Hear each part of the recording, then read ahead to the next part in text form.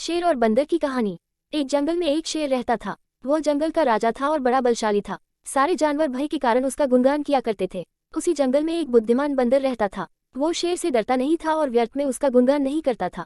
शेर की यह बात बुरी लगती थी। एक बार उसने बंदर को बुलाया और कहा, जंगल के सारे जानवर मेरी प्रशंसा करते हैं, तुम नहीं। ऐसा क्यों? मैं किस बात पर आपकी प्रशंसा करूं? बंदर ने पूछा। मैं बलशाली हूँ, जंगल के सारे जानवर मुझसे डरते हैं। शेर ने उत्तर दिया। वनराज, मैं बल को नहीं बुद्धि को श्रेष्ठ मानता हूँ, इसलिए मात्र बल के कारण मैं आपका गुणगान नहीं करूंगा। बंदर बोला। यह बात शेर को बुरी लगी और दोनों में विवाद हो गया। विवाद का विषय था, बुद्धि श्रेष्ठ है या बल। शेर की दृष्टि में बल श्रेष्ठ था, किंतु बंदर की दृष्टि में बुद्धि। दोनों के अपने अपने तर्क थे। अपने तर्क देकर वे एक दूसरे के सामने स्वयं को सही सिद्ध करने में लग गए। बंदर बोला, शेर महाराज, बुद्धि ही श्रेष्ठ है। बुद्धि से संसार का हर कार्य संभव है, चाहे वह कितना ही कठिन क्यों न हो। बुद्धि से हर समस्या का निदान संभव है, चाहे वह कितनी ही विकट क्यों न हो। मैं बुद्धिमान हूँ और अपनी बुद्धि का प्रयोग कर किसी भी मुसीबत से आसानी से निकल सकता हूँ। कृपया यह बात मान लीजिए।